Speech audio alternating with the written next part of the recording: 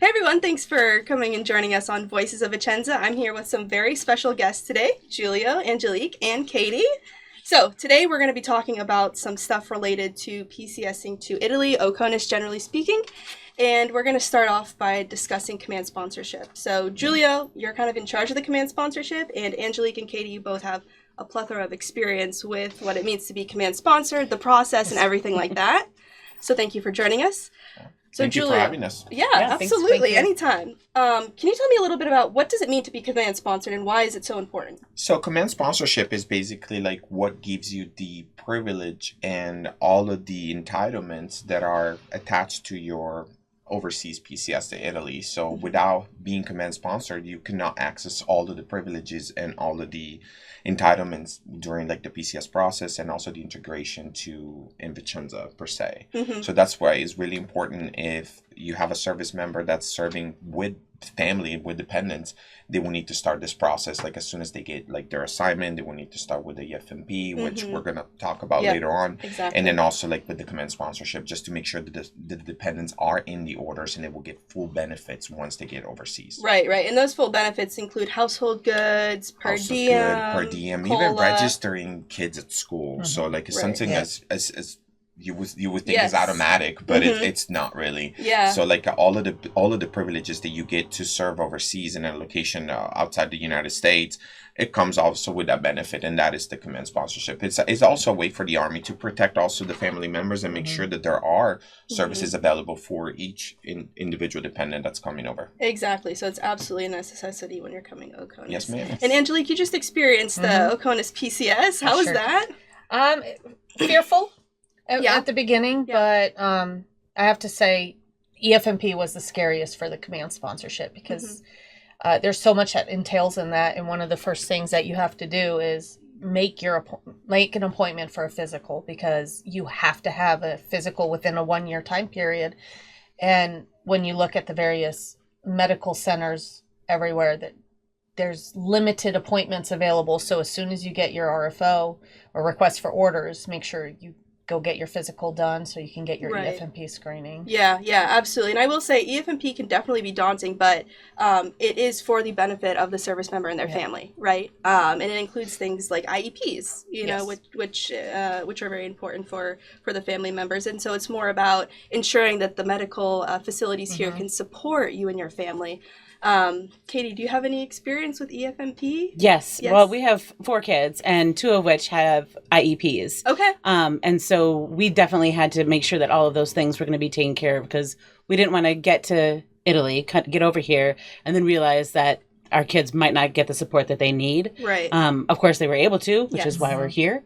But immediately, as soon as we got the RFO, like Angelique said, the request for orders, we made doctor's appointments and worked with the schools that were helping us with the IEPs to get all of that paperwork sent and processed to the correct people, so that we could get that command sponsorship as soon as possible, because it does take time. Right. I mean, there's, I don't know, Julia, thousands of people that come in and out every few months. Yes, it's a very lengthy process, like Katie said.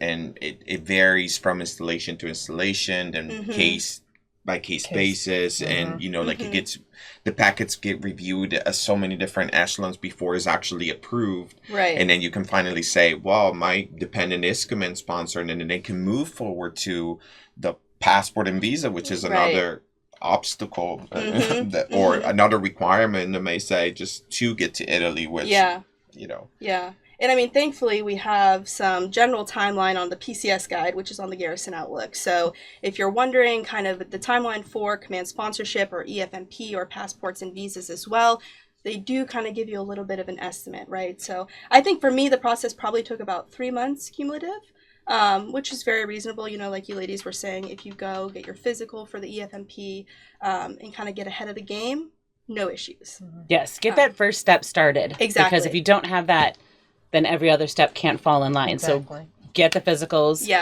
get the paperwork as soon as possible. Because I don't know if they do like a 3 to 6 month timeline, but I would say hope for the best, plan for the worst. Exactly. You know, if you're supposed to be PCSing within 6 months and it says it takes 3 to 6 months to take care of it, it could sometimes take 6 months. I mean, there's just things happen. Yes. Certain places don't always have the right paperwork. Right. Certain, it's it like plan that it's going to take 6 to 9 months. Yes. Because if you plan for the worst, hope for the best, then maybe you'll get ahead of things. I mean, we've been part of the Army for a long time, and the more I do that, the more I plan for the worst, the more I'm like, oh, okay. It's gonna be all right. Let's do a happy dance when we get the command sponsorship in the email there. They said 3 to 6 months, and I planned for 6 months, and I got done in 5, so now I feel good. But if I was hoping for 3, and it took 5, then I'm just disappointed and upset and even more stressed. Yeah, exactly. Which, we all know that PCSing is just kind of stressful to begin with. Yes. So anything you can do to kind of alleviate that is always good. I would like to add, though, that the EFMP process is important to get your command sponsorship. You cannot get command sponsored unless you're cleared. Exactly. From EFMP. So it's important that our new families understand that it's not command sponsorship and EFMP two separate. No, you need your EFMP clearance before you even get, because when you get your RFO, it's the service member's name are on the orders. No family members are added yet. It says family members, yes, at this point. But once you're cleared for EFMP, then individual names get put on the orders. It is actually a very fair point what she says, because in fact is actually the very first step. As soon as a soldier received like a request for orders, the RFO, you will have to get into EFMP and actually get the process started, and that will start like the screening process, which is part of the command sponsorship package. Yep, exactly. So it's the first step in the command sponsorship process, like you said. And then after you have your EFMP approval, you can get your passports and visas, right? Yes. Command sponsorship, and then you can go ahead and apply for your passports and visas. Now, there's a few different types, tourist, no fee, and official passport. Now, in our case, because I'm also a spouse, we get the no fee passports, whereas DA civilians will be receiving official passports. So no fee passports are strictly for military dependents. And that is something that you want to put your application in for as soon as you get that command sponsorship paperwork, because that will then allow you to apply for your visa. So, and that should be handled at the local. Like if you're a family that's close to or on a military base, it's handled with your local passport office is the ones. It's the only downfall that I find is families who don't. They have to, or who don't live near a military installation, they still have to, they can utilize National Guard or the reserve locations, the closest ones, they can use their passport offices for no fee also. It's not the same as our tourist passport. And I think it's important to understand that. The first time around, I was going to school at Michigan State University, and so the closest to me was actually where my grandparents were living up in Alpena, and they have a Air Force National Guard base there, super, super small, but coincidentally they have a passport office. So I drove about 4 hours north, and it's a little bit easier if you're able to go that route because they're familiar with the process. But it was definitely super seamless, and then I received the no fee in the mail, and then they assist you with the visas. Absolutely. Which the Misone visa is absolutely necessary to come over. Do not come over Oconus without a Misone visa. Don't think about it. Don't think about it. If you have a tourist passport, great. Yes. Not the same. Yes. You must wait for no fee and your visa. Yes. Because otherwise it's, as some people have found out, very, very, very expensive to travel back and forth to get those things done. A lot of people get also confused. They ask me all the time. I was like, Julie, what's the difference between the no fee passport and a regular passport? Because they look the same. The only difference is the very last page of the passport that says the bearer of this passport is a family member of the armed forces soldier, and that's the right passport where the Missione visa would actually be placed on, and that is the only way that you can enter Italy legally. Yes. And a lot of people are asking me also, why can't I just come to Italy and just get that process started? The whole point of a visa is just to ask permission to the country that you're trying to enter to get all of the proper documentation prior to. So that's why now the visa cannot be processed here. It has to be processed at the losing command. Exactly. Yes, you cannot apply for an Italian visa in Italy. Absolutely not. I know a lot of people are also pressed for time because you might have a short report date that you have to report pretty soon. I would recommend to everybody just try to talk to HRC, just to your chain of command. Try to talk to your branch manager. defer your orders to the right until your dependents have the visa, or the service member has the option to report in advance and leave the family members behind until they have the proper documentation and they can enter Italy legally. Yeah, exactly. Because without a visa, you're allowed 90 days stay here, and then you got to go back home. Yes, and the Army will not pay for your travel back home and back to the States. They only pay for one travel. So that's, unfortunately, that is a lot of the miscommunication. And what I've also just like recommend, like you said before, refer to the PCS guide. So like we have an amazing PCS guide in our Garrison page, and we have the ask a question button now. It's a new feature that we actually created recently at the Garrison. So if you have any questions, like, you know, you can always just kind of get to the bottom of the page and click on the ask a question. You place your query, and then we'll reply back in about 24 to 48 hours. And at least like you got the right answer from the horse's mouth. Yes, you get an answer from the people who know. Yes. It's not like when you post something on Facebook and spouses pages, which you'll take a deep breath. It's okay. We know that everybody wants resources only. Exactly. I want to see what everybody else is doing. But if you want the real answer, the actual answer, I mean, it's just like posting on Facebook. Just press that button, ask your question, and you'll get official and information, which when you're PCSing, that's what you need. Don't take advice from everybody else. It's get right from the horse's mouth of what exactly is happening, because there's so much happening, and there's so much paperwork, and you want to be able to speak to somebody who knows whatever their topic of choice. And communication got even easier now with the My Army Post app. Yes. My Army Post app is like, so it got recently implemented. And I've downloaded it on my phone, and it's pretty useful. So just like, you know, everyone can just download it. You can choose the location where you're actually going to PCS. It works everywhere. It works everywhere in the Army. It's pretty new, and it has like a newcomer section we have created. So like it's tailored by demographics. So now it's even easier for personnel that's coming over to Italy, whether you're civilian, service member, dependent. You can just like click on the newcomers section and just like get all the info that you need, and you can get a hold of us. And I mean, I would like to say, I'm going to put a little plug in for our everybody who works on the Garrison. If you have any questions, because truly sometimes when you're in a limbo stage, losing unit, gaining unit, you're like, who do I ask? You know, like there's so much out there. And even our PCS guide, at least for me still, and this is our second time here in Vicenza, it can be overwhelming. Don't be afraid to reach out to like the people here, like CPF. I mean, absolutely incredible. I say it all the time to everybody. I love everybody who works on post. You know, they're so helpful. And if they don't know the answer, they're going to find the person who can get you the answer. And they're going to help you, even if it means they have to hold your hand throughout the process. You know, when I went through a little bit of a passport debacle, and Raymond over at the passport office was absolutely incredible. He's like, don't worry, I've got you. Let me email it on behalf. You're CC'd. And it took a little bit, but I got the answers that I needed. We're definitely eager to help over here. So just like I tell everybody, don't be shy. Just shoot us an email. Just give us a phone call. Just tell us whatever. You know, we've been in contact how many months before you guys got in? Since the day we found out we were I think we were all excited for them to come back. And you guys are repeat offenders. We are repeat offenders, yes.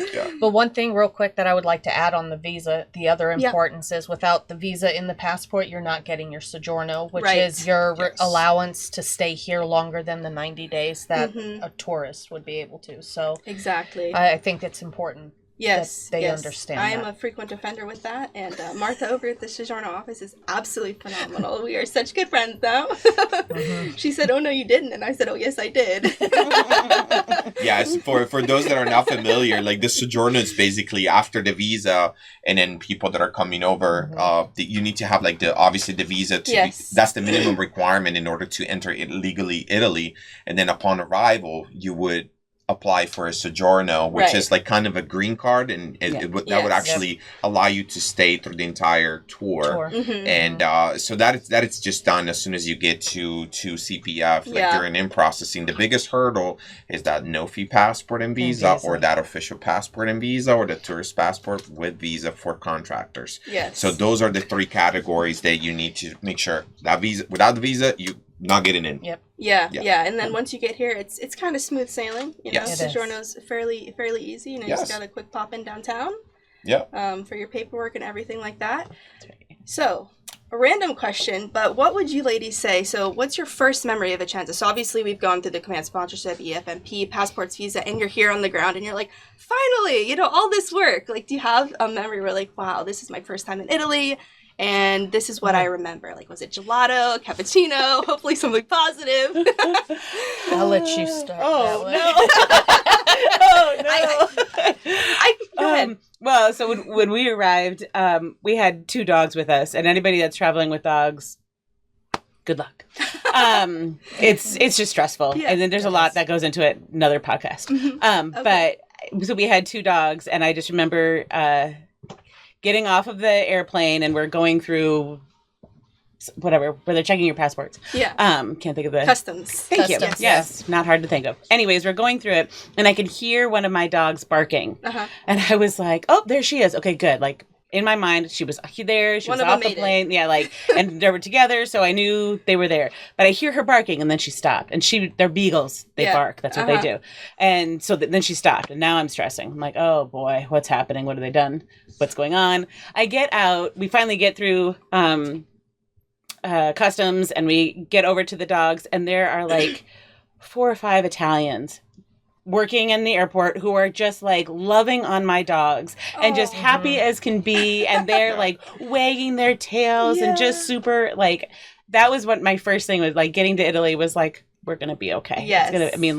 They were taking care of my dogs so greatly, and I thought like, and the people who had, they were not dog handlers. They were just people like in the airport. Italy is very animal friendly, dog loving. And they love kids. And, so absolutely. That was my very first like Italian. That I'm sure like that is also like worrisome for some people. Obviously, they've never been in a CONUS location, especially if you're moving with kids. How is their perspective like now that you have kids overseas? Like, so for ours, we're repeat offenders, but she was excited.